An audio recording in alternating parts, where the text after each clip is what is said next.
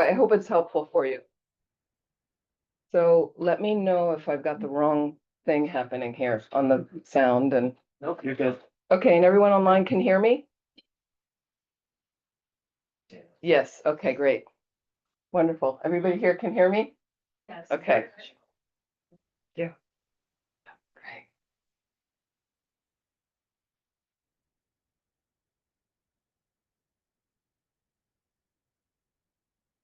Thank you. So I think today's topic is about healthy relationships. Okay, great. Try to address that. It's always interesting when they ask a nun that to teach on that. It's okay.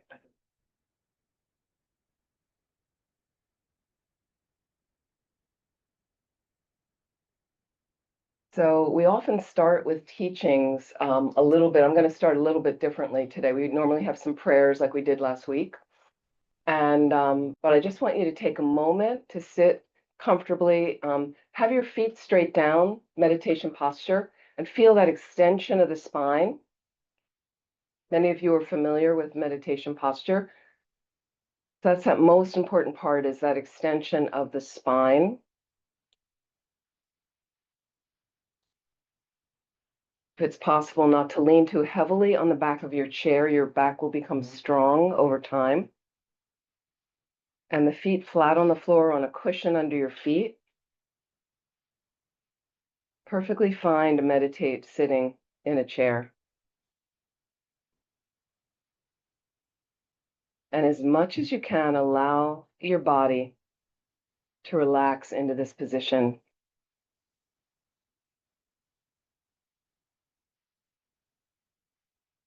Keep a normal, natural breath moving through your system.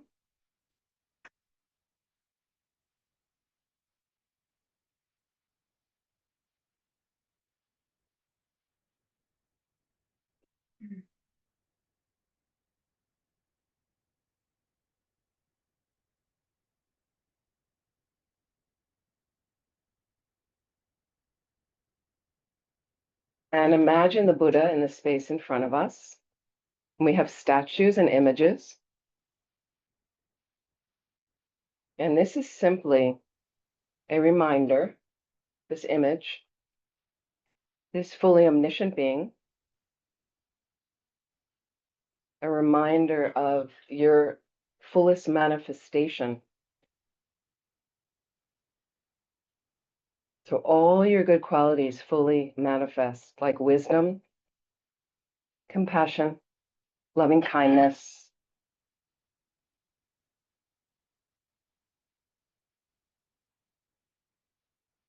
So we use those images as an inspiration for our practice to help us balance our minds.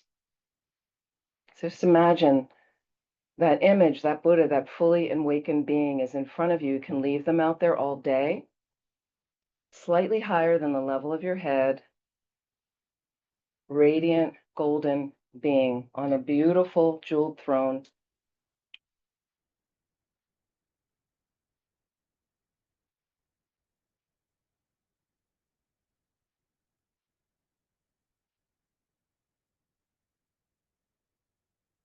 So take a moment, as if you're talking to that being. Again, full manifestation of that inner enlightened voice in yourself that we want to develop. Ask them for what you want right now. Ask them for what you need help with right now. And consider also if it's something beyond the boundaries of your own wants and needs that can extend to your developing your path to this awakened state. But the real purpose, the real goal in this tradition is to benefit all living beings. That's why we want to become enlightened, to benefit all living beings. To see if you have a request that can align with something like that. And just make that request from your heart.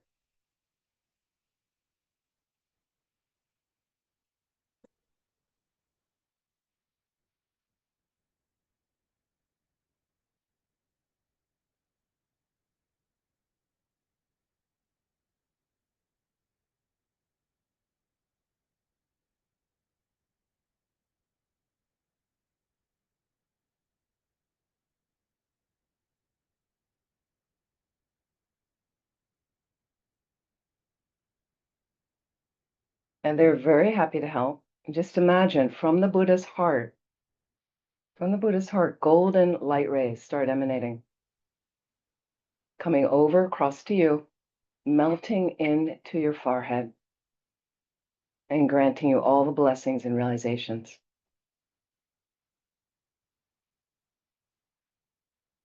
Clearing away any problems, obstacles, and just try your best.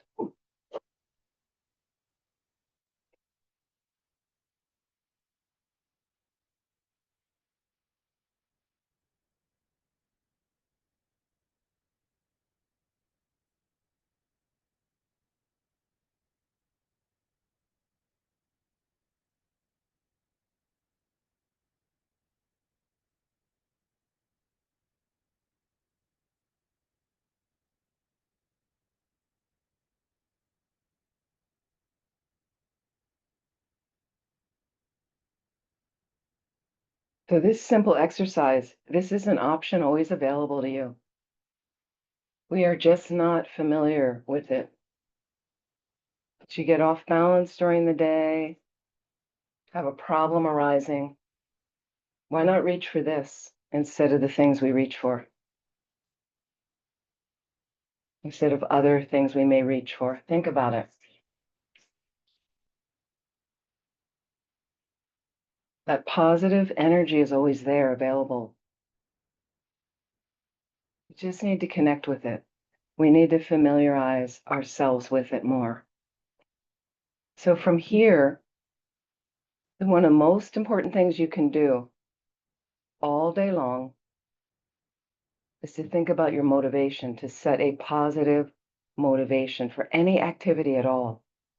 It uplifts the activity and makes it more virtuous, including going to the bathroom, feeding your dog, washing dishes, driving, anything. Especially if we direct it to our reaching an omniscient state as an enlightened being, to become a Buddha.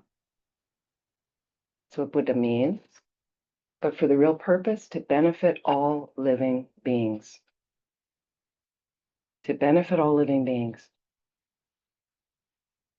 Take a moment right now. If you like that idea, roll it into your motivation and set a positive motivation for our time together and the whole rest of your day.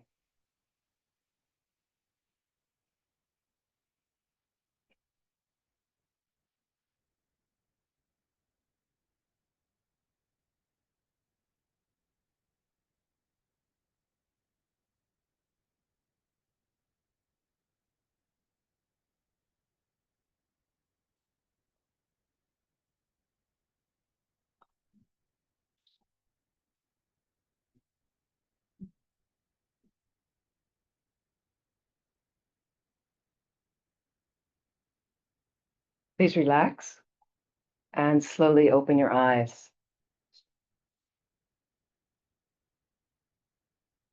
So we're going to do some more meditation, but I think are there some more people trying to come in, or so I just thought we'll get that sorted and then. Thank you. So I just want to talk a little bit about that exercise. Okay, please come in.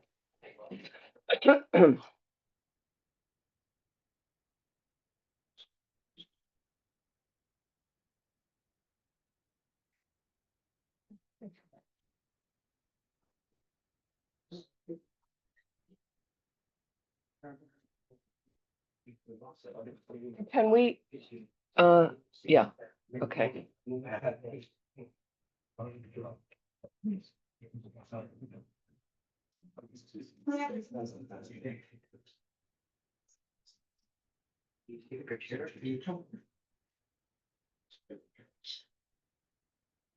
So I just want to talk about that exercise.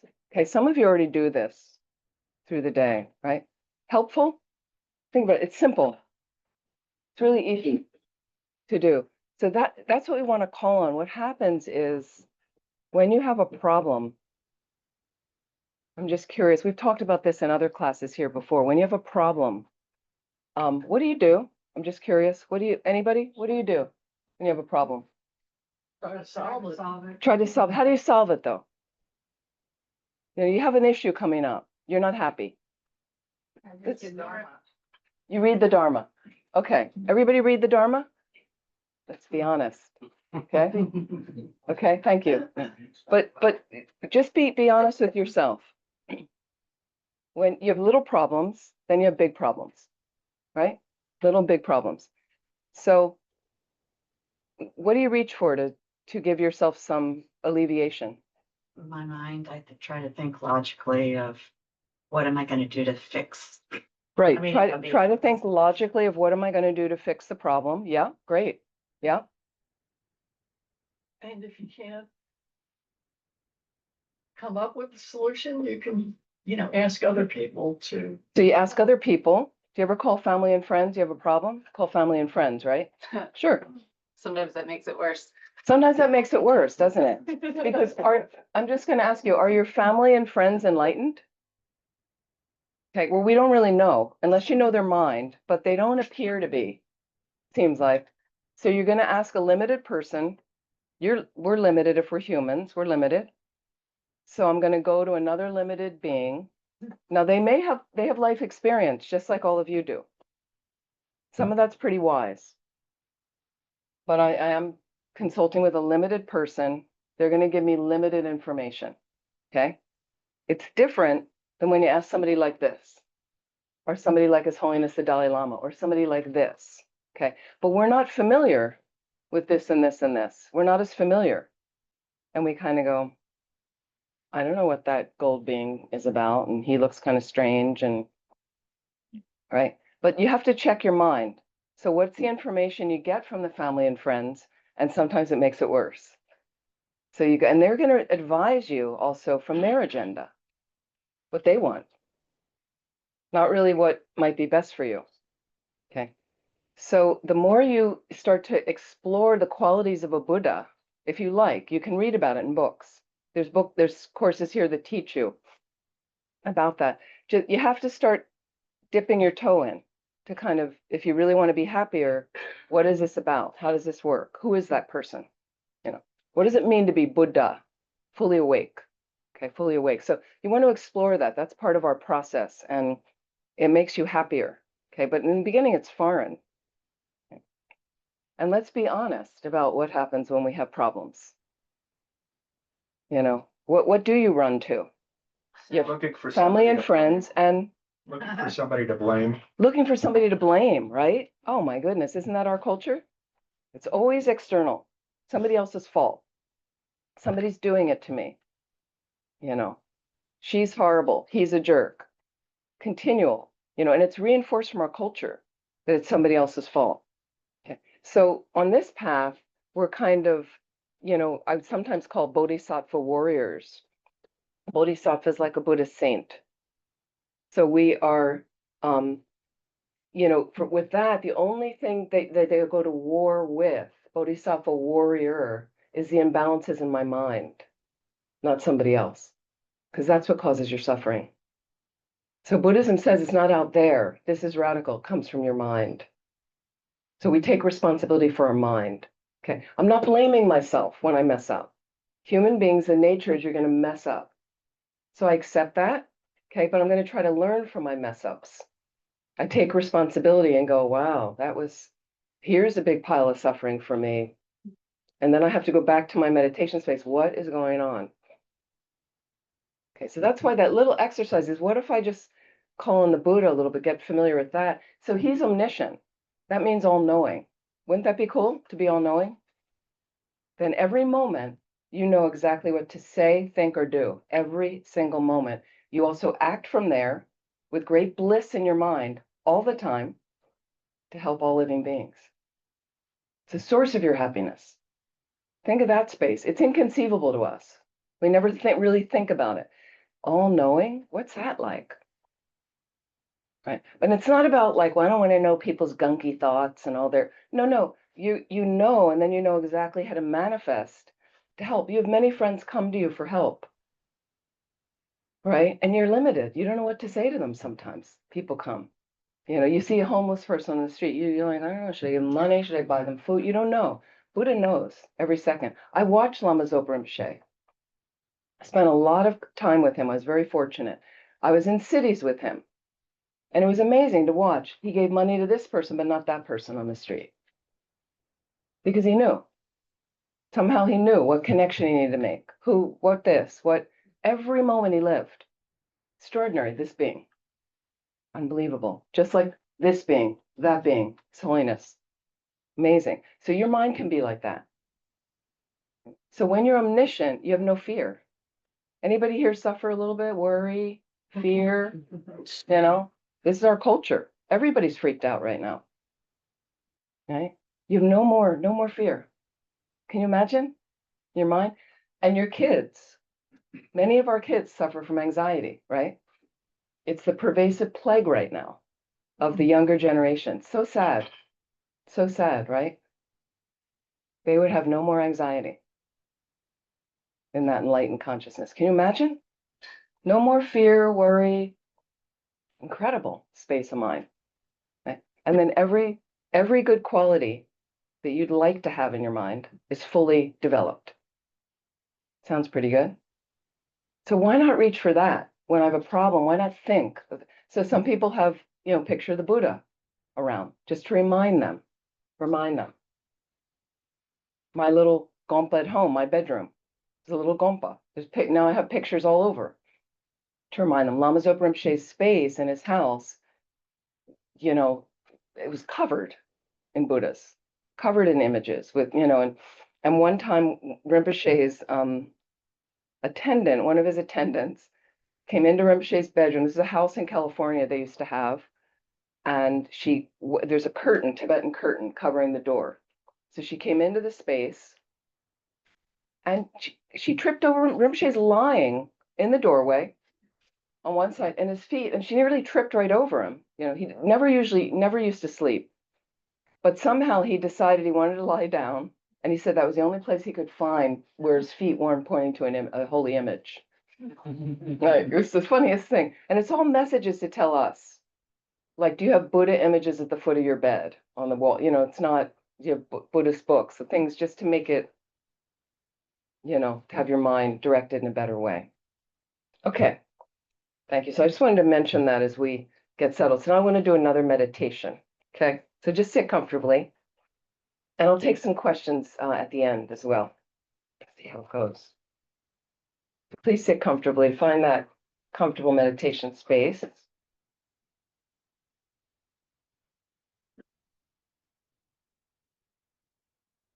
Let's look at our meditation space. I love Tibetan Buddhism. It's very practical. Okay. So if you're very distracted, there's a lot of people in the room, right?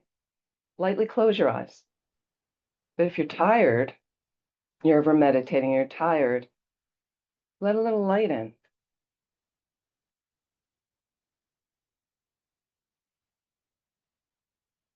And just allow a normal, natural breath to move through your system.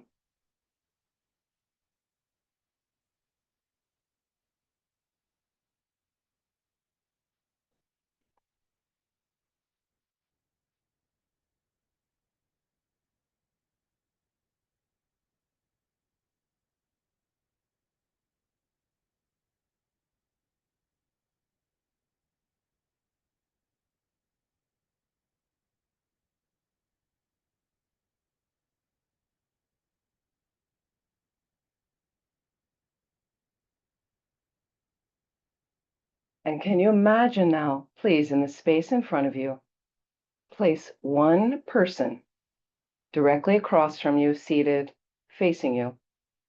Person who is the dearest to you in the world, person you love the most, the person who lights you up inside, somebody you personally know. And just visualize as best as you can. Maybe you just see their face.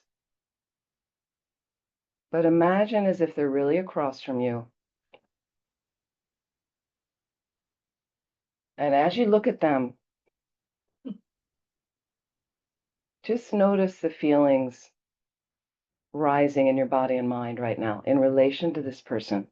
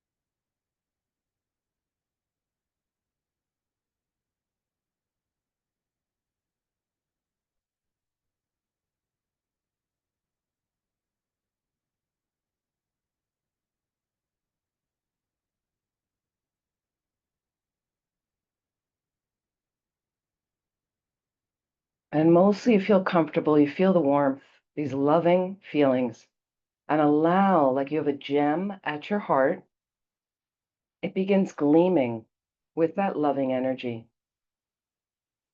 like a flower opening at your heart, and allow that radiance to begin to stream out through your entire body. And the essence of that loving energy is you so want that being across from you to be happy. You so delight in their happiness.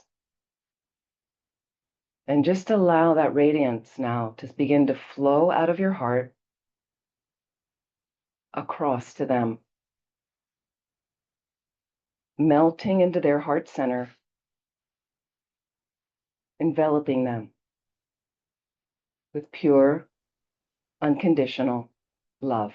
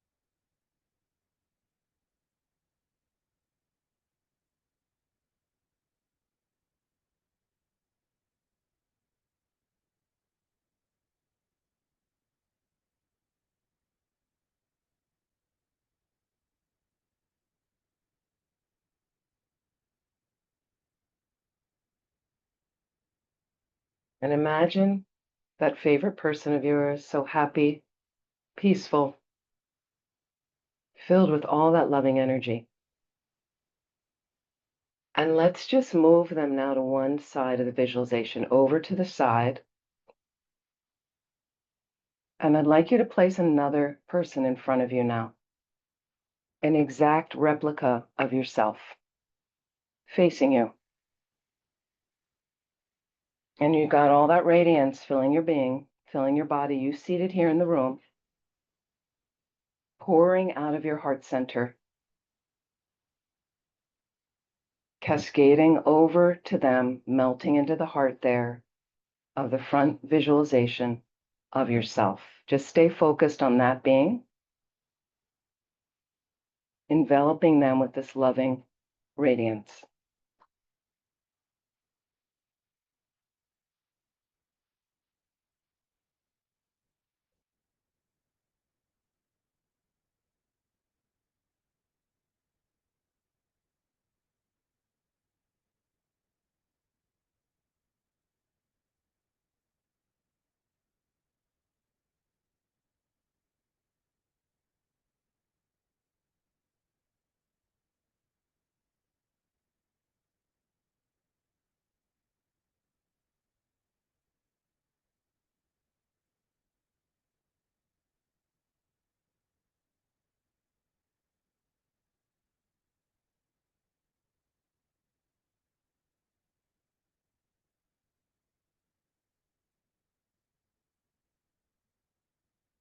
And imagine them filled with this loving radiance, happy, peaceful. And slowly looking at the two beings across from you. Exact replica of yourself and your favorite person. And acknowledge them in any way that you like before we let them dissolve back into the space from where they came.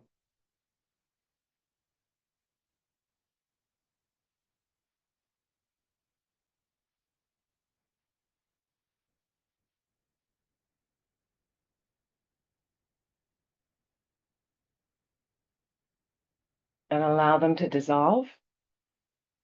And allow all that radiance to come back into the center of your heart, you seated here in the room. It's always available to you, pure, unconditional love, shining from your Buddha nature that everyone with a consciousness has. Buddha nature, it doesn't mean you're a Buddha yet. It means you have the potential to develop into a fully realized, fully enlightened being.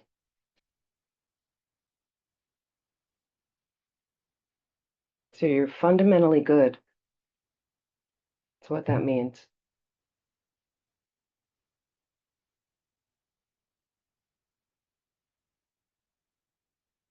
How does that sit in your mind that you are fundamentally good? Does that align with how you feel about yourself?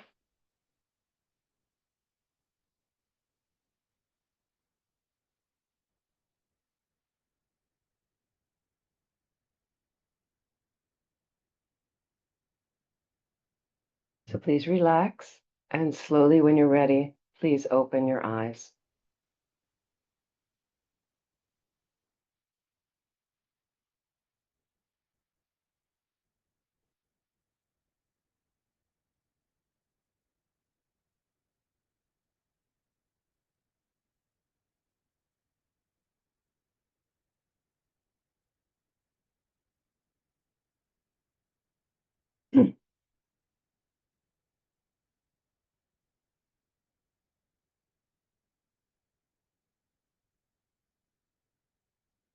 So for those online, I just want to mention so that we get into good habits is just think that you're in a gompa, you're in a meditation hall. And if you can, it's best if you can put your camera on rather than doing other activities. And we're certainly not eating or drinking ideally. So you want to get into good habits for the teachings. Over with COVID, we have gotten lazier and people have some pretty bad habits when they show up at some of the online programs. So it's kind of funny, amusing sometimes. So this meditation, I just want to ask in general, how did that go for you?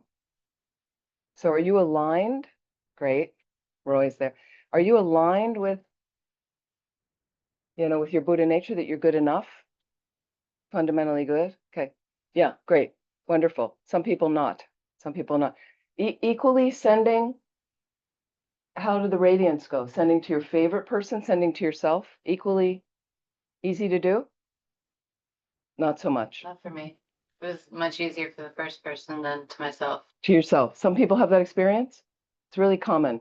It's really common. So if you want to talk about relationships, healthy relationships, the first relationship you have, honestly, is to yourself. And then I'm going to mold out and have relationships with other people from that experience, So if I'm having a challenge with myself and the idea of myself and how I regard myself, then I'm going to have that challenge in all these other relationships. Okay. So, and a lot of us mostly are thinking about intimate relationships too, when you have a course like this.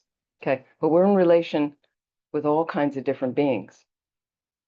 Relation with all kinds of different beings. Always. This relativity. This is how we operate. Relativity. It was really nice, the course we watched the other day, Bob Thurman. He's got a huge mind, Professor Robert Thurman. amazing mind. There was a talk the other day for a couple hours hosted by our London center that you could watch online. It was wonderful. But that relativity dependent arising, we're connected to everybody. We arise in dependence on all kinds of other things. That's not the way we see ourselves. We're separate entities, beings. Okay. So you have to understand that interconnectedness. And our country right now needs to understand the interconnectedness because we're having terrible time being divided from each other. Okay. So, and there's a lot of work going on of people trying to bridge that divide and connect. And that's our job, is to try to connect with as many beings as possible in a healthy way, body, speech, and mind. And all of you can do it. Some of you are already doing it. Okay, so we want to keep on. How do I do that? Well, what happens when I get challenged by somebody?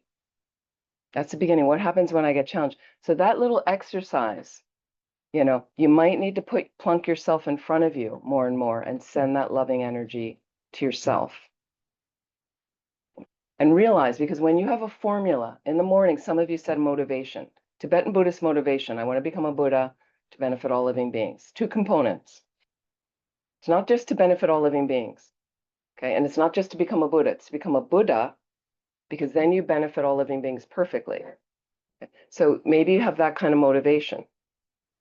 Want to show up like that. Great. That's fantastic. But part of all living beings includes yourself. Okay? And yourself within reason, within balance. It's not just about myself, but I am one of those living beings that I have to benefit. So I need loving kindness, compassion. And the more I have it here, and Lama Yeshe used to say, be gentle with yourself, then you'll be gentle with all others. Are you gentle with yourself? Yeah. Sometimes we are, sometimes we're not.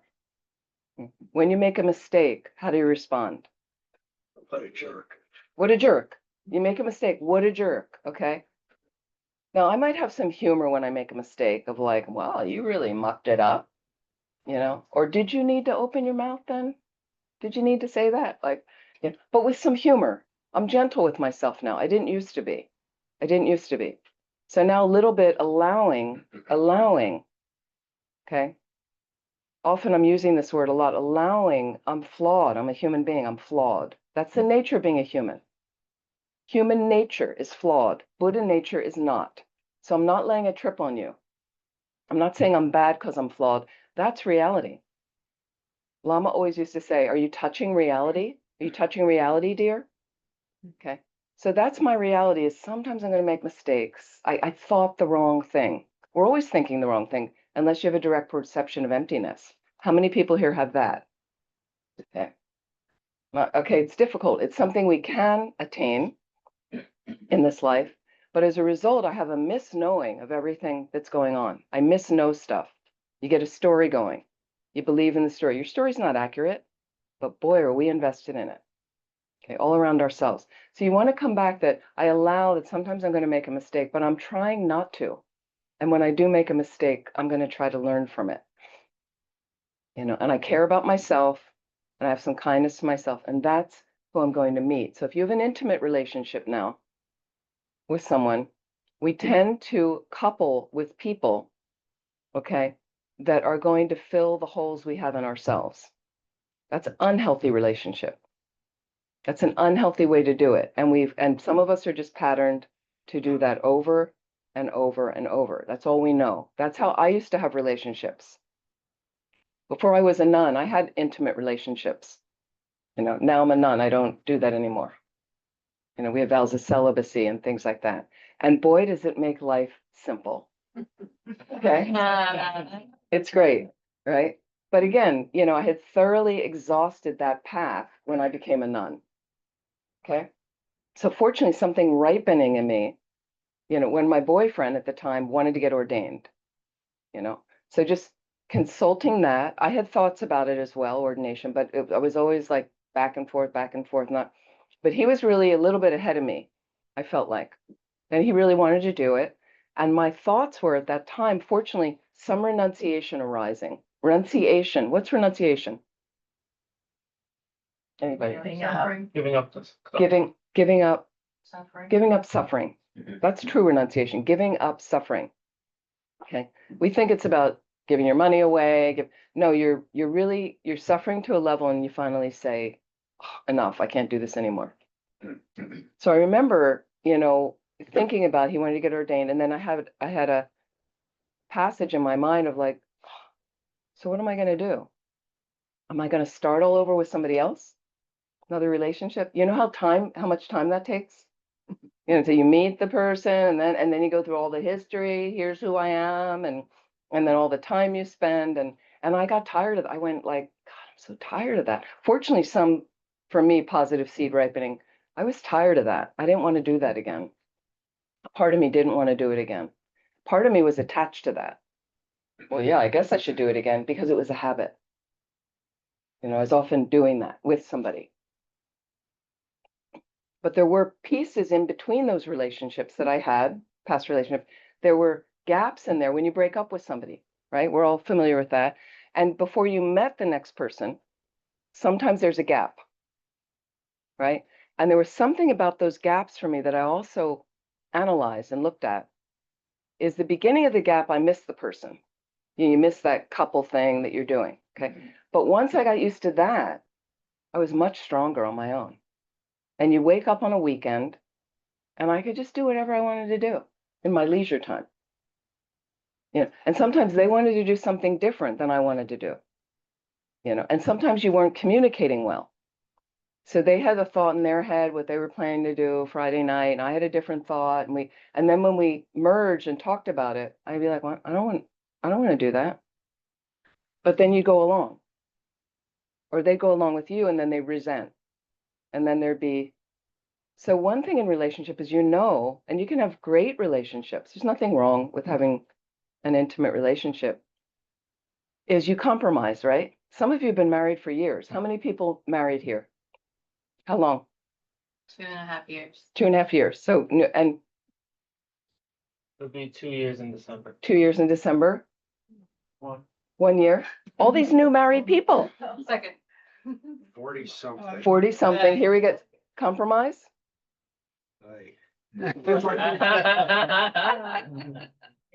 Oi, he says. Oi, okay. But, and who else? Who else? Who else says they have a long, yeah, how long?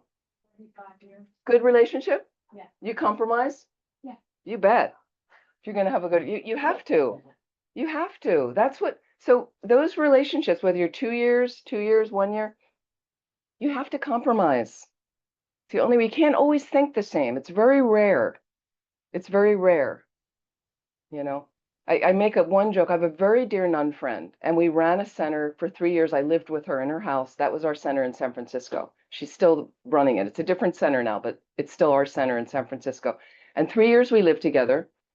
She was a nun, I was not, but we're just very dear friends, right? And so we went to a big meeting of our organization in Bodh Gaya, India, years ago.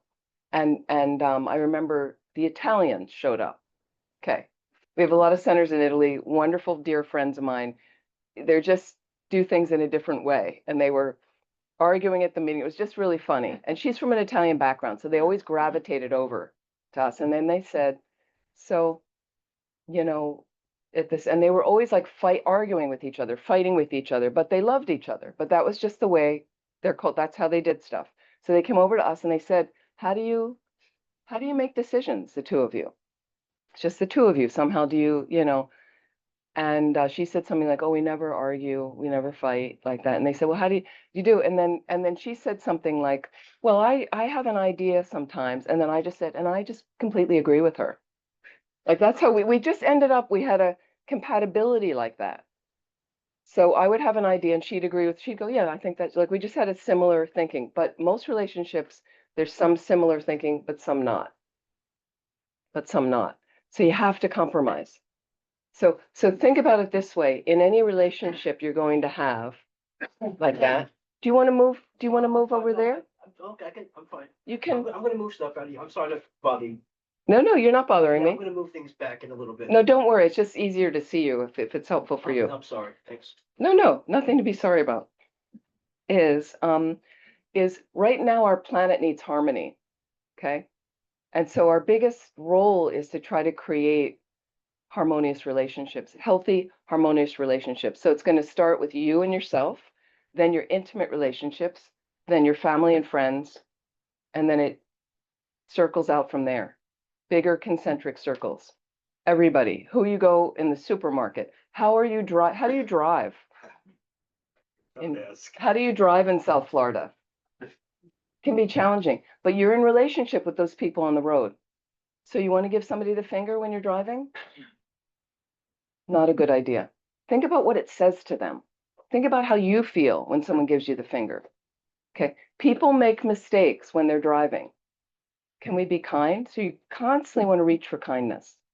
Okay. You want to reach for kindness, and it takes for some of us, practice to reach for kindness. Like that.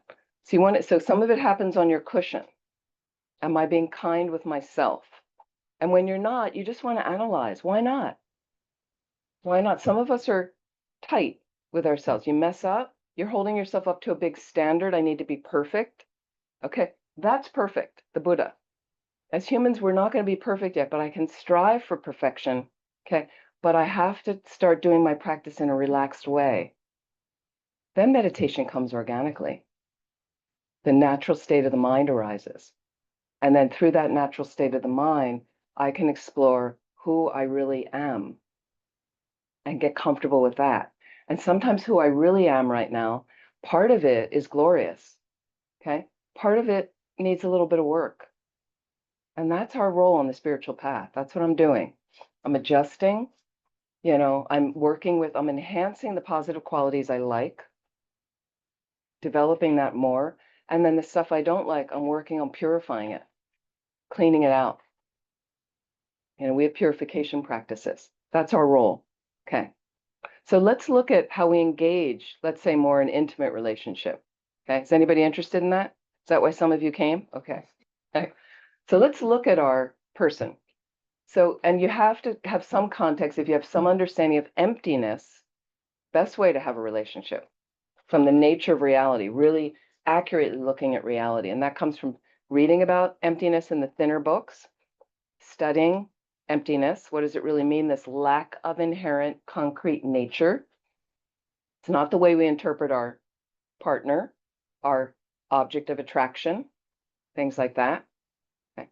But that's the reality that's there. They lack any inherent concrete irritation when they're irritating you. They lack any inherent concreteness of, over attachment, that they're perfect, that they're wonderful. So let's analyze. So what emptiness would do, and this can relay into all your other relationships. And I've done this before here, is let's analyze the raw information that's in front of you. Okay? Raw information. So this morning, I'm just curious, in your own lives, what's happening in the relationship you're kind of focused on right now? Really? Okay. So think about what is happening, meaning, is what this morning, what are your thoughts about that relationship? Thank you.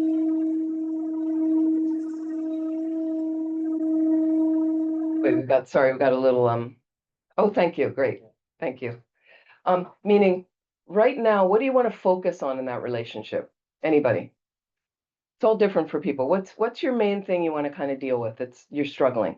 Either you want to meet somebody, want to have a relationship, or in the existing relationships, what would you like to improve? What kind of annoys you? I don't think there's anything I'd like to improve because I'm doing the best I can. I know I'm doing the best I can. But I mean, my thoughts this morning on my relationship was, I'm madly in love with my wife. I'm Okay. madly in love with my family. I love my family. It's the most important thing in my life. But that's been 50 years of getting my ass whooped by life before I finally decided to surrender and completely accept myself. Now I'm able to completely accept another human being. Thank you. What's your name? Jason. Jason, thank you. And you're there with Chrissy? Yeah, Yes. it's my wife. Hello. Great. Thank you. Nice to see you. Okay, so this is some great news from Jason. So he's basically come to a thing of not accepting himself, really helpful, for years and then realizing, you get slapped around, but you're not happy. And suddenly he's like, okay, and the surrender is really great.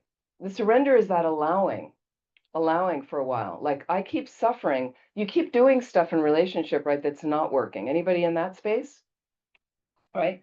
So then you get to a point where you go, enough of this. I had a relationship before I was a nun. I had several relationships. That's why I'm a nun now. Okay. But I had several relationships, and each one, fortunately, I got better and better and better at it. We hope we learn. If you're still not married or not in a stable long-term relationship, you please learn from each mistake you make, because you will do it better. We want to do it better. We owe that to ourselves and to the other. Okay. But I would get into this habit, mistake I would make, hurt myself, hurt the other person. And then finally, this last time, this person, this partner left my flat, stomped out in great anger. And I kind of thought like, oh, they didn't really leave. And when I ran to the window and looked out, they were driving away. Saw them driving away. It was like very dramatic at the time, you know. And I remember being kind of shocked by that and being really let down and really crushed and really like it was a big statement somehow of them, and I remember thinking in my mind, this thought suddenly passed. Fortunately, some renunciation, growing, I'm never doing it like this again. I was just so done with the drama and the suffering. And I had this very subdued thought, I'm never doing it like this again. And I never did.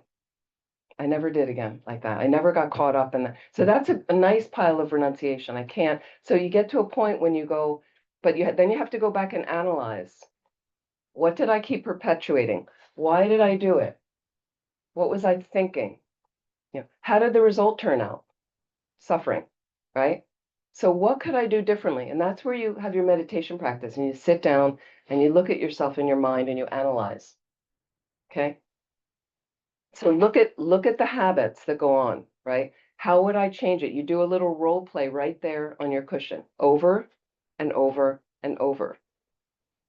It doesn't matter what they say or do. You're going to try from your side, okay, to keep initiating a new healthy behavior. Make sense? Try that. Try. And then you're going to waltz it out there finally with them. And it can be scary at first. And you'll fall flat on your face a few times. I go back to my cushion. I'll rehearse again. Okay. Our meditation practice is a rehearsal. It's a rehearsal for enlightenment, by the way. Okay. So you try different behaviors. You try different things like this. Try to get it right. And look at other people with good relationships. What do they do? How does it work for them? Okay. But what's the essence of love? When we get into relationships, is what? Wishing the other person. Wishing the other person to be wanting the other person to be happy. Is that the way you love? No, How do you love? with expectations and How are they gonna make? how they make you feel. Yeah, it's all swimming around our self-cherishing. That's not love, by the way. It's what am I going to get out of this? And when I had lots of holes in me and would engage in relationship, oh, this person's going to fill my holes. They're going to make everything great. Okay, you have to make yourself great. They can't fix your mind, but we glob onto them. You're like a drowning. You know how drowning people, and you go out to save. I got a certificate in junior life saving years ago, right, when I was a kid. So you go out to save the drowning person, right? And as soon as they see you, they pull you down, right? That's what happens when we're not balanced in relationship. You're going to fix me, Worst way to engage in relationship. So you just first want to wake up, take responsibility for my mind. I am a work in progress. Well, so am I. We're a work in progress. I'm working on myself, but I'm being honest with myself. And I know that these kind of things I'm working on fixing. They're not great, but I'm working on them. These things are good. So partly you have to recognize your own goodness. Your own goodness. Okay. You have many good qualities. How many people are aware of those and acknowledge that every day? Good. Good place to start, right? If you're not doing that, what are some of my waking thoughts? I have a good situation in life, right? And I have some good qualities. Okay. But I'm focusing on it in a balanced way. That's where loving yourself comes from. I'm focusing on it in a balanced way. There's some good things that I am, that I do, that I think, that I say. just balance so that I can try to, again, move along this path to get enlightened, to benefit all living beings. That's what I want to do. So I have to acknowledge some good stuff. Very helpful. So you're just recognizing the holes in yourself at times. And so can we reasonably engage in a relationship where there's nothing wrong with companionship and you acknowledge I want to have a partner. Some of you may want to get married. Some of you may want to have kids, or you already have that and you want to be with that person. Some of you have been with people for a long time and you'd like it to be more harmonious. You know, you don't want to have your oi, you want to have great. You see them and like what Jason said, that's wonderful, his reason for being. He's in love with these beings. Having a long-term relationship and you're still in love, that spark is there. Beautiful. That's beautiful. Okay.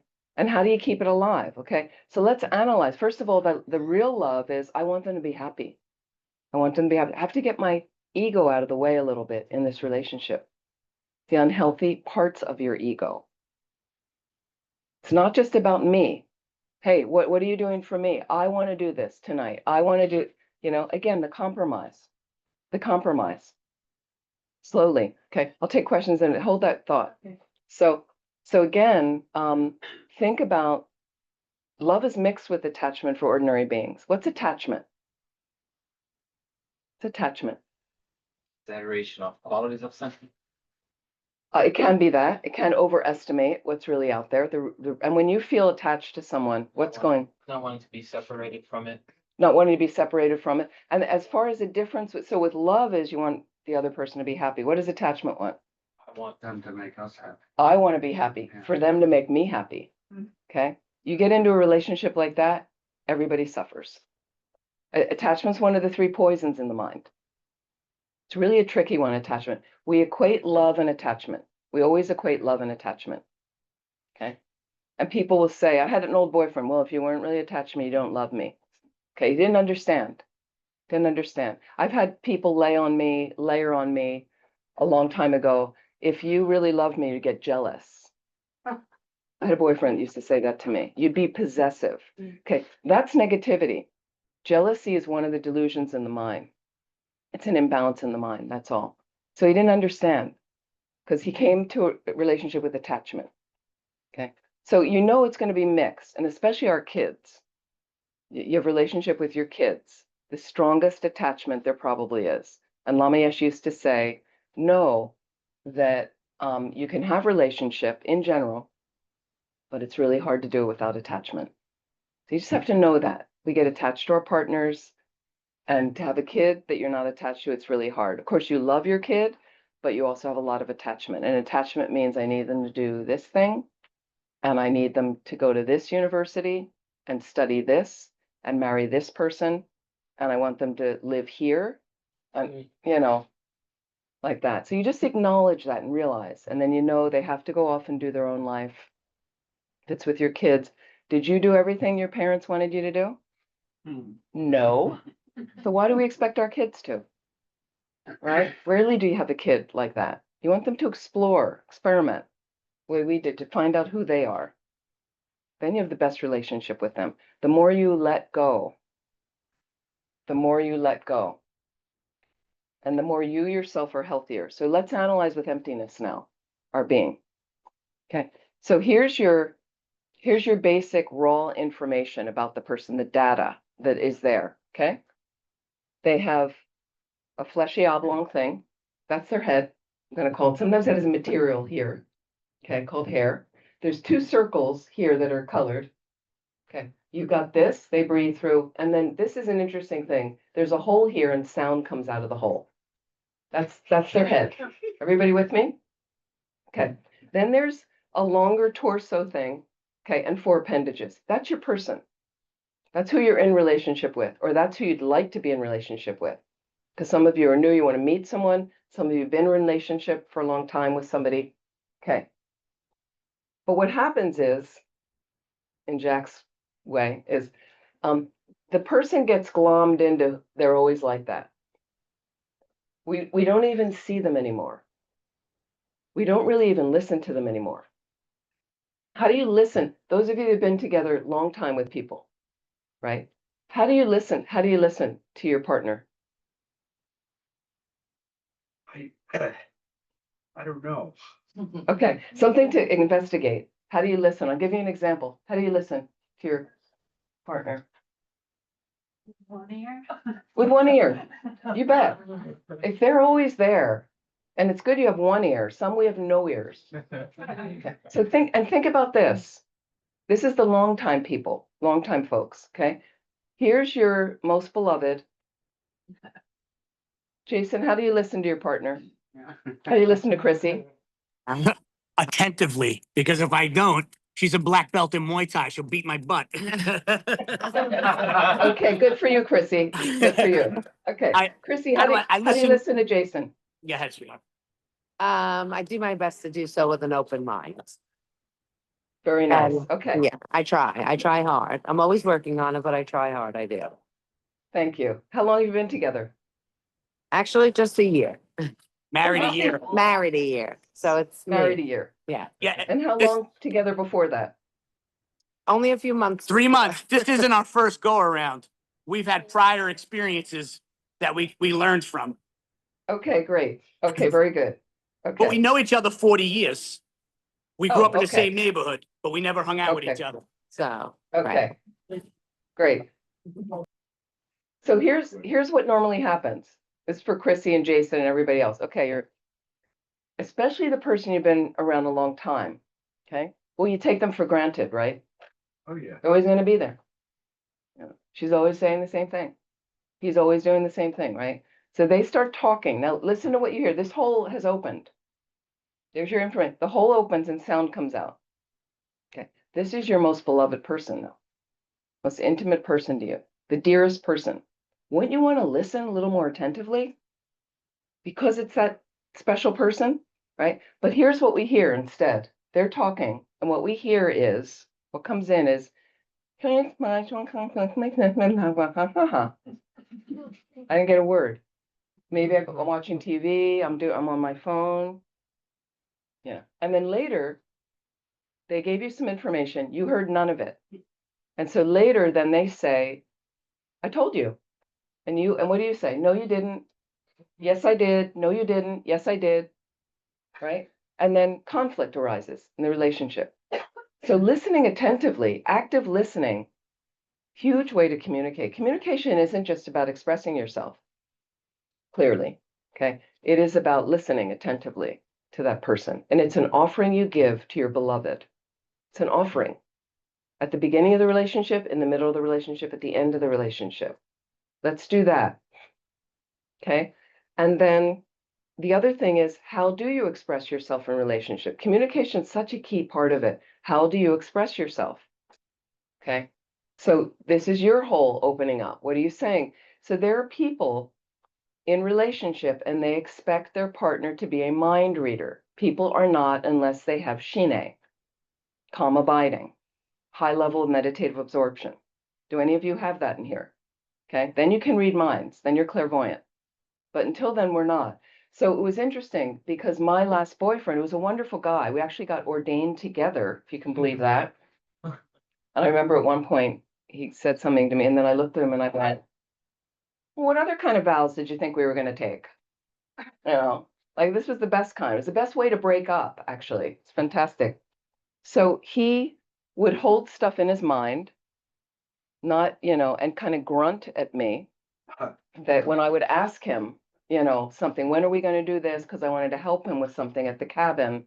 And he had it in his mind when he wanted to do it. Men and women think differently. We don't all have heterosexual relationships here. Okay.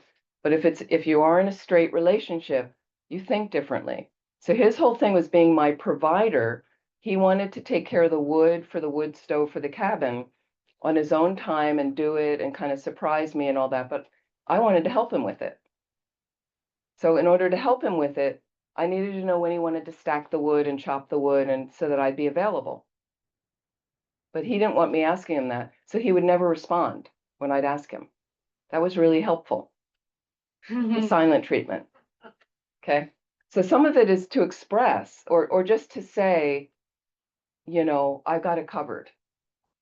You don't need, and I could say, and then I could say to him, oh, I wanted to help you with it. No need. Or just have some expression. Women as well think they should be a mind reader. I watched some couples that I've stayed with, and the woman would be holding stuff in, and I hope we're going to go out to dinner Sunday night. Hope we're going to go out to, did you mention that you want to go out to dinner Sunday night? No, I hope we're going to go out to dinner Sunday night. I hope he has that idea that we're going to go out to dinner Sunday night. Sunday night would roll around, some football game was on. He's installed in front of the TV. And she's like, we're not going out to dinner tonight? He goes, well, the game, are you kidding me? Well, how can we, and then upset. Okay. So these are our things: listening, expressing in a kind way. But can you then layer in, I want their happiness? What makes them happy? Okay. But compromise means your partner may not be a Buddhist, and they may not be great at that, or they take. So you want to rebalance. Can you rebalance? Are you the one who makes all the decisions? Think about that. That's a burden for some people. Or are you the one that they're always deciding? Some people like that. Some people don't like it. Okay. So express, talk about it. I have these two friends. They've done this wonderful, they don't have any kids, but they've been together maybe 40 years, I'm thinking. So I watch them, I've stayed with them. And there's a couple things I noticed with them. So he's the decider. He's got a strong personality. She goes along with everything. It's worked for them because of their personalities. They're okay with it. But at one point they discussed it. And he was like, are you okay with that?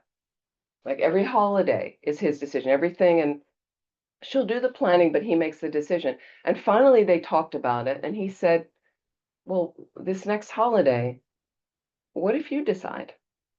Like, would you like to do that? And why don't you've got some ideas. He's acknowledging her, saying, if she was overwhelmed by it, she could go back to him and say, I don't want to do that. But he said, hey, what, why don't you just come up with some ideas? We'll talk about them and let's see. And she goes, okay. And she said it was a great exercise for her. And also to see kind of how his mind worked. And great, they discussed it. Amazing. Then I stayed with them another time. I think I mentioned this here before. And they have a game. You can all play this. I found it really useful for couples. And it's called the blah, blah, blah game. Okay? Blah, blah, blah game. So here's what would happen is I was staying with them in a 2-bedroom apartment. So it's small. But he kind of consults with CEOs of companies and does stuff like this. And he had a meeting he was leaving for before COVID. And he couldn't find a paper file. And he's racing around the apartment. And when he's a little bit stressed, it's not a very pleasant experience. And I see her running around and kind of picking up things in closets and looking in drawers and, and he's getting angry. And suddenly he snaps at her, And I thought, oh, there I am, it's very awkward. And then she turns around very calmly to him.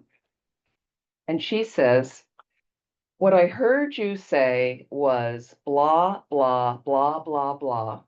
But what I think you meant was, I'm so stressed about not finding this file, and I really need it for the meeting, and I'm a little late leaving now, and I know that you're doing everything you can to help me. And I really appreciate that, and I really value that you're in my life. So thank you for being there for me. And then she looked at him and went, right? And it stopped him in his tracks because I thought he's a really strong personality. And I was like, uh-oh, what's going to happen? And he stopped him in his tracks. And he had a little steam coming out of his ears. And then he took a deep breath and he looked at her and he said, you're absolutely right. And I really do appreciate you. And I'm sorry. I raised my, like, it was amazing. And they call that the blah, blah, blah game.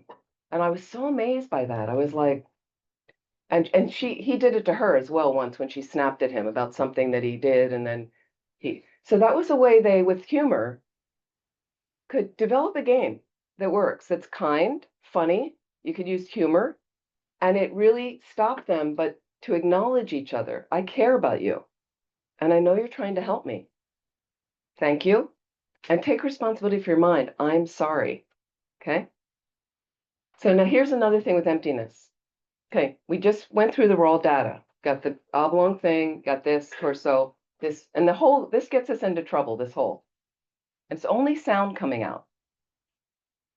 So if you want to bring Buddhism in, you have karma, karmic seeds in your most subtle consciousness. That's in your mind.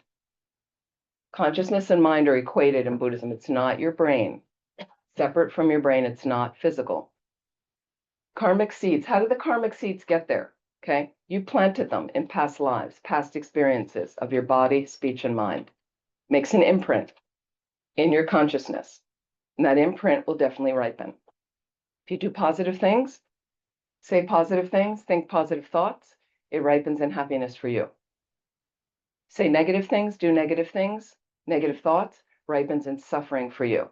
Okay, so now here's my beloved coming toward me, right? Saying something, doing something, and doing something I don't like, saying something I don't like, manifesting in a way that's irritating, right? This is coming from my mind. It's not them. It's coming, simply coming from my mind. This is what Buddhism says. So now the thing is, there is energy out there from them, okay? But if you want to start conflict again and yelling at them and criticizing them and snipping something at them, saying something snippy at them, what Buddhism says is that's negative seed planted in your consciousness again that will come up in you facing another conflict or irritating person in a relationship. And we don't want that. So I have to a little bit like, I don't like this. Take a deep breath. Let it go. This is my karma. Take another deep breath. Let it go. This is my mind. And then when you get to a higher level of practice, lojong, mind training teachings, you cherish the being that shows you your mind. So when there's conflict, they're showing you your mind more than other people you get on with. And don't forget, if it's a long-term relationship, this is your beloved person. You made a choice to do this intimate dance with them. Okay? So cherish that person, right? Or discuss with them the things that you're struggling with in a very responsible way, at an appropriate time, kindly, with an appropriate tone. You're not blaming them, but you might say, every time you get tight and you say that, I feel really scared, or I get really upset, or I get really sad, or I get really irritated. Like that. Find an appropriate time, discuss with them.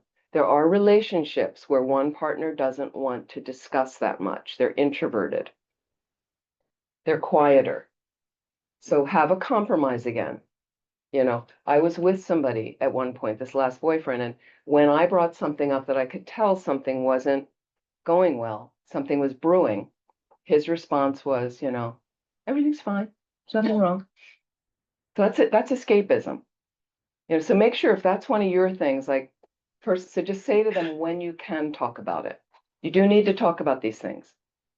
It's another relationship I know people, and one of them goes off 3 days not talking to the partner. So have a compromise and just say, I know you need your space right now, but you don't want to talk to me for the week. Can we discuss this in a couple of days? It'll just make everything easier for us. Have some compromise like that. And what about a new relationship? Anybody here want to have a new relationship? Buddhist centers are always breeding new relationships. It's the best way to do it, okay? But think of it, once again, here is your raw data that's there, okay? Now look what happens with attachment. Okay. What that means is suddenly, for some reason, I can't tell you why you need a highly realized mind to understand why is suddenly a positive karmic seed ripening right now in my mind. And what that does, that causes me to experience pleasure out there. Here comes the person. I'm experiencing pleasure in relationship to them, right? But then I also have attachment operating in my mind. I haven't purified that, okay? And what attachment does, attachment gets activated, okay? And it embellishes the reality that's out there. I'm not seeing clearly. It embellishes, overestimates what the reality that's really there. Fleshy oblong things there, the colors, the hair, the sound coming out, body, like this. So it's like you just vomit, a fantasy onto them, the dripping icing on the gingerbread house. Now I can't see the house at all because I've just dripped my fantasy on that. Okay, so their hair is just perfect. Oh, look at their eyes. Oh my God, their eyes, you know. And when this opens, the sound that comes out is mellifluous. It's perfect. The body is great. Like you're not seeing clearly at all. Completely taken over by attachment. Okay. Utter imbalance in the mind. One of the 6 root delusions, attachment, desire, all these things. How do you know that's not how they really exist?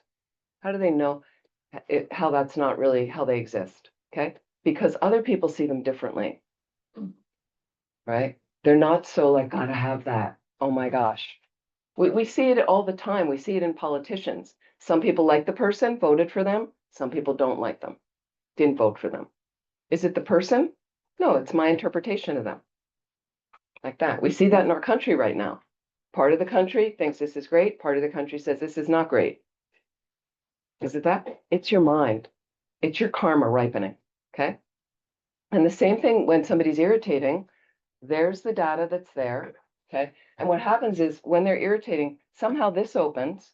I have a negative karmic seed ripening right now. Why? That's just what got activated.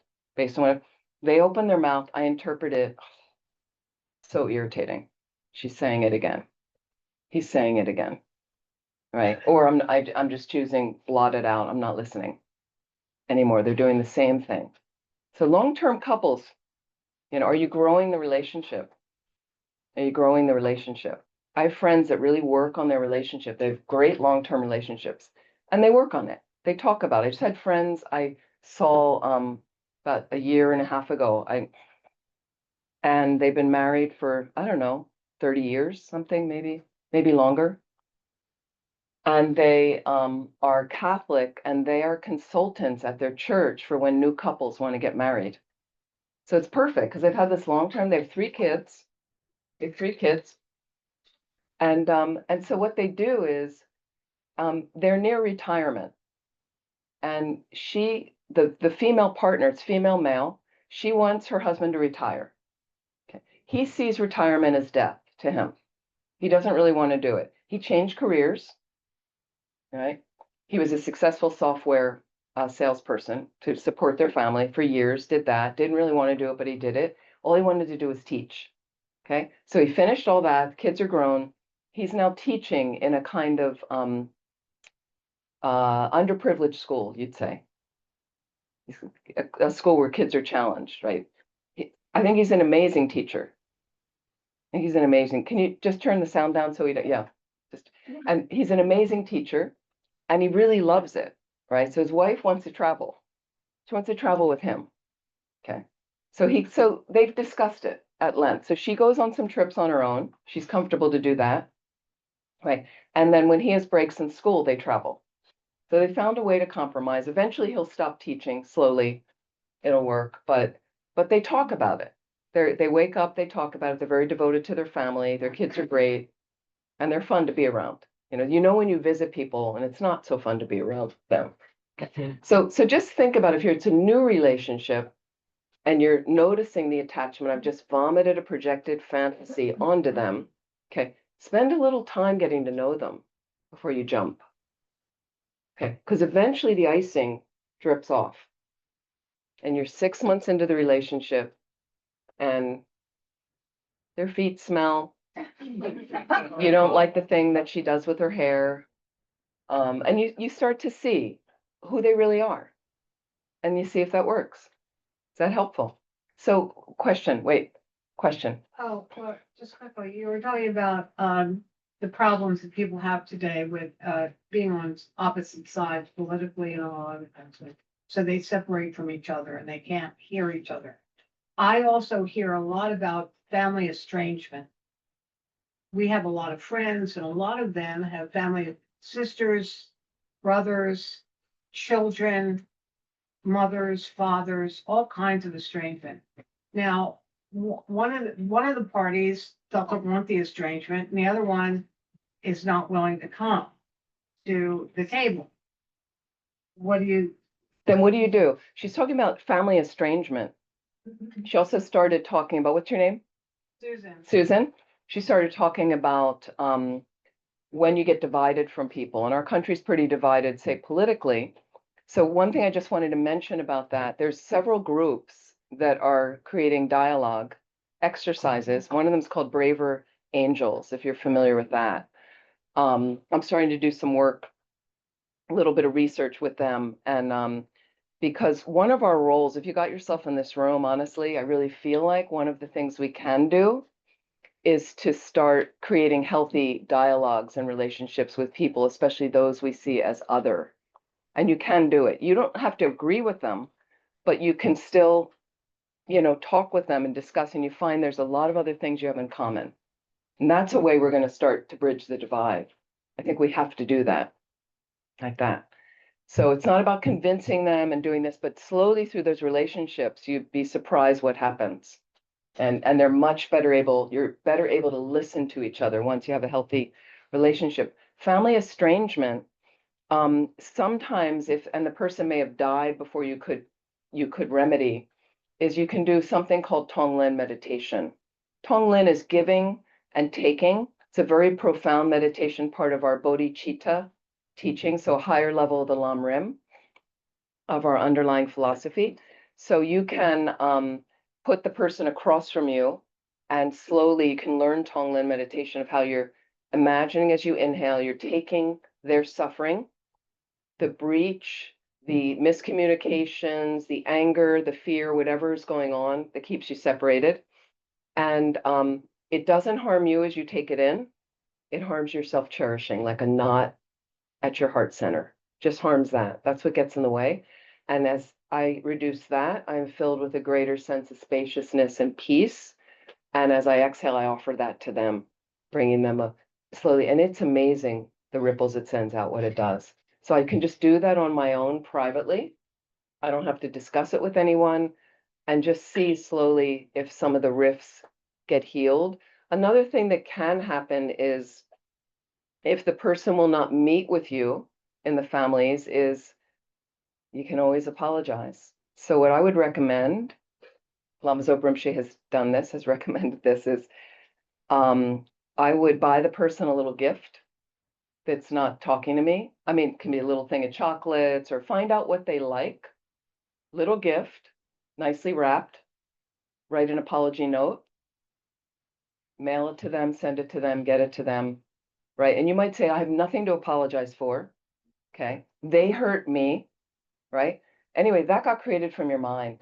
So if you want to hold on to that, you have nothing to apologize for, it won't get healed. Okay. But if you kind of just let go of that part of your ego, because some karma got created in their minds that separates them, I'm going to own my part of it. And I've said sometimes to people, because with Buddhists, we believe in reincarnation. So I've said sometimes if some conflict between people, and said, I am really, really sorry for if anything I've disturbed your mind in this life and anything in previous lives, because something got created in a previous life, I believe. If there's nothing in this life that I can point to, and I am truly sorry, really genuinely sorry, offer that to them, either in writing or in person. 100% of the time, it's worked for me. End of conflict. End of conflict. I'm not kidding. So it takes a lot to do that.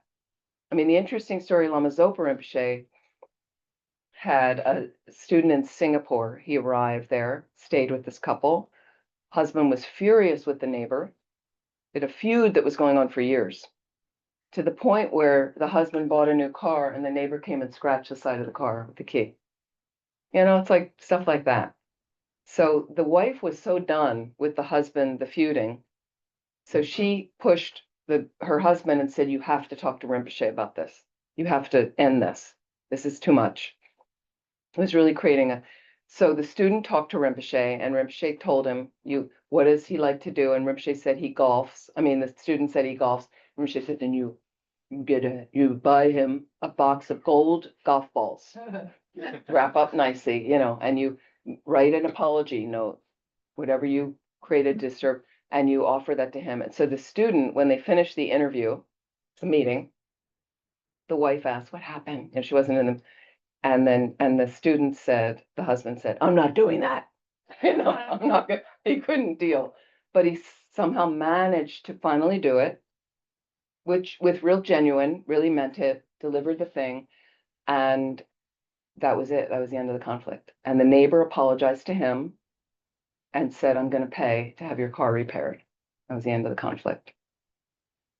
So those are some things I know have worked. It's hard. It's hard lowering your pride, but we either foster the hostility and it goes on forever for the rest of our lives. You die with that undone. You're not happy when you're dying. You know, I've been with people dying and suddenly they'll go, I haven't talked to my brother in 5 years. Can we get him on the phone? And sometimes the person can't even speak at that time. So do it now. Fix those things now. Yeah. Other questions? Anybody online? Is this helpful for relationships of just giving us a little bit more balanced, open-minded view of relationships? Yes. What are the other two poisons? The other, so 3 poisons, ignorance and confusion is number 1. Ignorance and confusion. That's really about having, not having a direct perception of emptiness, misknowing in the mind. Second is attachment, desire. Third is anger, hatred. And then you have additional 3 more delusions, pride, doubt, and holding wrong views. And you can study about those are the imbalances in the mind. Very helpful. So how do you deal with evil? How do you deal with, Evils, people, somebody being evil. right? So the same way with evil is somebody evil. How do you deal with somebody who appears to be evil? So I would add, it appears that they're like that. That's appearing to my consciousness. Okay. If I said the name, so years ago, I remember we had this character, Saddam Hussein. Remember him? Okay. Well, at one point, he was a friend of the US at one point. And the US goes through this all the time. You know, I could say Manuel Noriega, if you remember. We have these people that the US propped up to hold their interests in a certain country. And when the person went independent and said, I'm not going to do that anymore, then we assassinated them. We took them out. US imperialism. That's our country. God bless America, right? So we bear the results of that, the karma of that. So somebody we say is evil, are they evil to everybody? Everybody see them that way? Some do and some don't. And some don't, and some don't. So I like to believe in everybody has Buddha nature, and Buddhism says everyone with a mind has Buddha nature. Okay, and it doesn't mean you're a Buddha, but it means you have a seed, a potential that can ripen into a fully realized being. Okay, and everyone with a mind has that. Okay, and that means they're fundamentally good. Okay, now what happens is if you take somebody that's really doing a lot of harm, and I'll just give you a name, Putin. Okay, so he decided he wanted to reestablish the USSR, okay, and get these different countries that used to belong to it. Okay, but that's not the way that world functions anymore. So he's invading independent countries. Okay, this is in his mind. Okay, so there's some people in his regime that think he's great. We should create that again, the USSR, under his power, not a free area. Okay, but there's other people that say, no, we're an independent country, like that. So different experiences like that. So if you believe though, and you want to layer some gentleness in your own heart instead of holding him out as an evil, but he's harmed so many people. He's destroyed people and areas, incredible destruction, incredible harm to life, maiming, killing, horrible men, women, children, like that. So, but instead of me constricting here and saying I hate him, he's evil. Okay, I just view that he might have broader, deeper veils of obscuration over his Buddha nature than maybe other people do that I like. There's some people you know that seem so good, less veils of obscuration over their Buddha nature. The Buddha nature is shining through more. Other people, maybe not, but again, unless you have a direct perception of emptiness, my view is always inaccurate. I don't have the whole view. I'm working on it. And somehow we also have a convention that a number of people see that if you invade another country and create war with your own unhealthy parts of your ego fostering it, okay, then there's a whole appearance a lot of people have that that's not a good thing to do. So we can participate in that, but I don't have the whole picture unless I have a direct perception of emptiness. Is emptiness healthy? Very healthy. Emptiness is the wisdom from which everything comes, a lack of concrete nature, right? But we hold him to be concretely evil, but he doesn't exist that way. He doesn't really exist that way, but that's the way we see him. So what I want to do is if I choose to hate him here, say he's evil, who does that disturb? Yeah. Only me. He doesn't know who I am, right? And then what happens is it disturbs me, but then I'm going to vomit it out in a conversation with you. And you might not really have an opinion, or you just want to have lunch with me. You don't really want to be talking about politics. But then I go, eh. And then I rant through the whole conversation. Americans are very opinionated, and I opine, opine, opine. You need to think this way. More conflict, more ripples of hostility go out. I don't need to do that. So when you come into a conversation like that with other people, can I a little bit maybe close this up for a moment and just see what's going on around me? You know, what are these people talking about now? Or what are they, how can I gently slide in? And then if there's an appropriate time, you might participate in those political conversations. Nothing wrong with that, but maybe in a more constructive way. Okay. So it's another way that we can see is it's not inherently evil, Buddhism would say.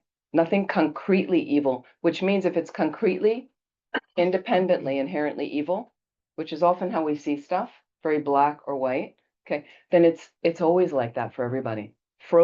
Anything inherent is frozen in time and space, has no ability to change because it doesn't come from anything else. It's not a product. But he's a product, Putin, of his parents that chose to have him. Sperm and egg creates the body, all his previous past karmic imprints, all of that, all those moments of mine create who he is, all the things that happen. So if something's gone wrong, and then here's it taking it a bit further. If you're the leader of a big country and you decide to put that country into war, then you're creating incredible harm for your mind, for your mind. How can we not have compassion if you're a Buddhist?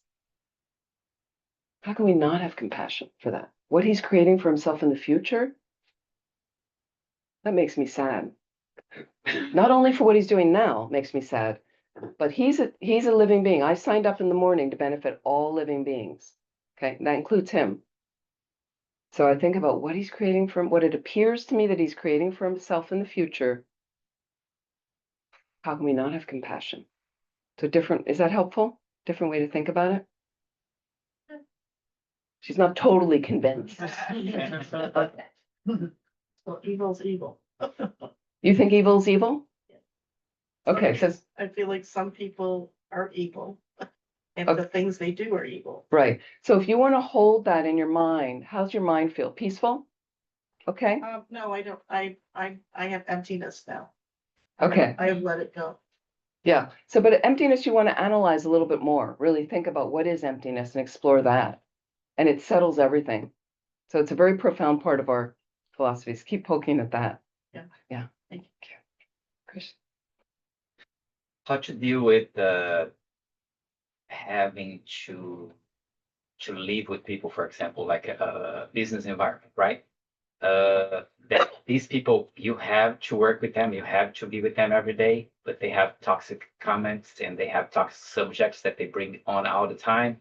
And I find myself sometimes just putting like, isolating phones and putting a song or just being quiet, but not having to listen to them. But I'm understanding that I'm creating a habit on myself to push them away, and that's no good. Right. So what do you do when you have toxic people in your work environment?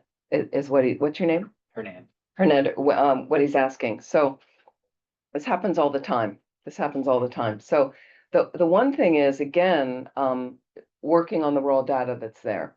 So your mind is showing you a certain aspect of them. Does everybody think they're toxic? Okay, so it's coming from your mind.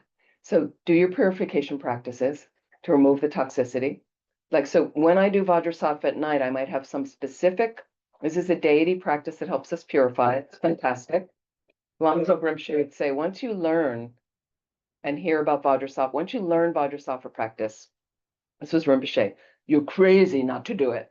Okay, it cleans up everything of the day.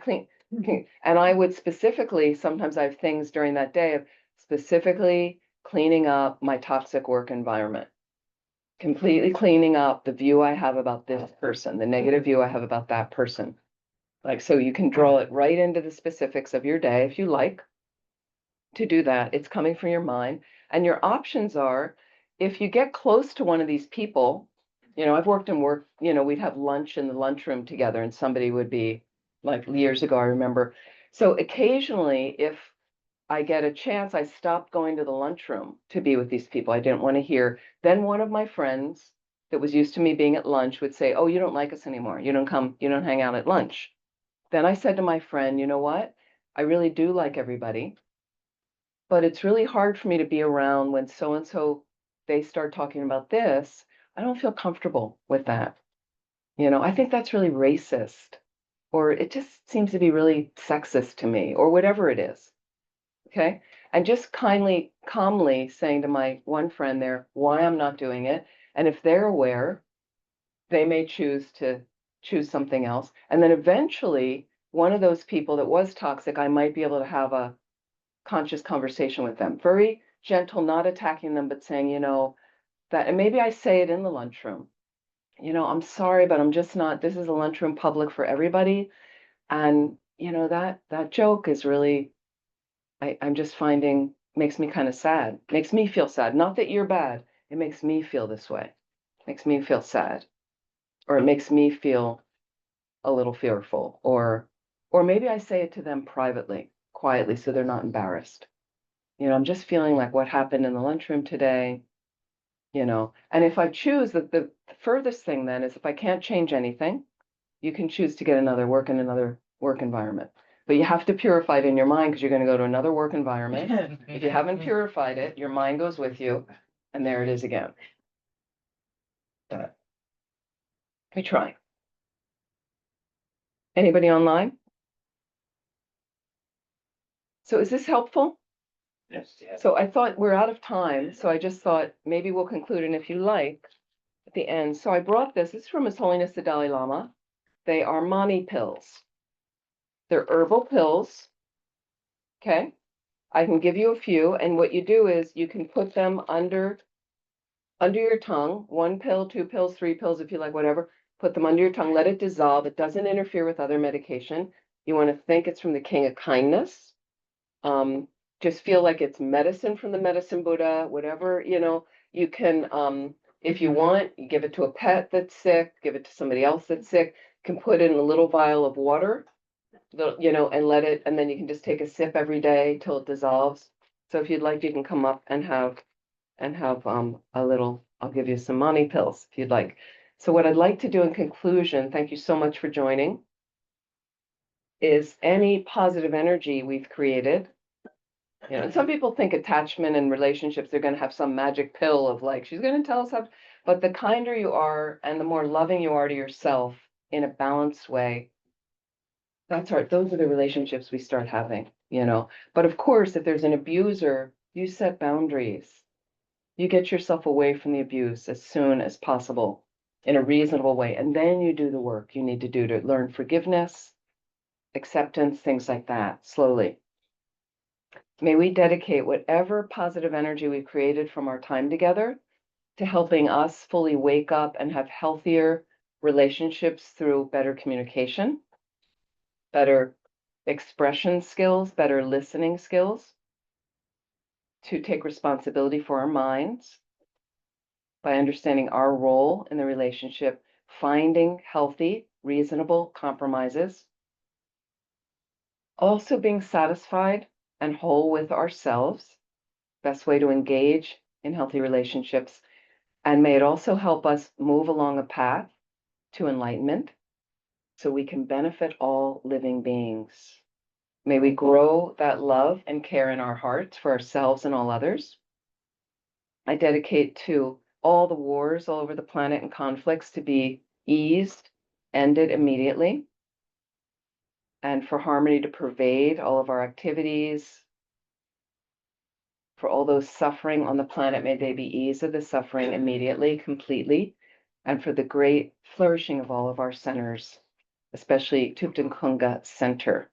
for the long life of His Holiness the Dalai Lama, and for Lama Zopa Rinpoche to return to us as soon as possible in the most optimal rebirth.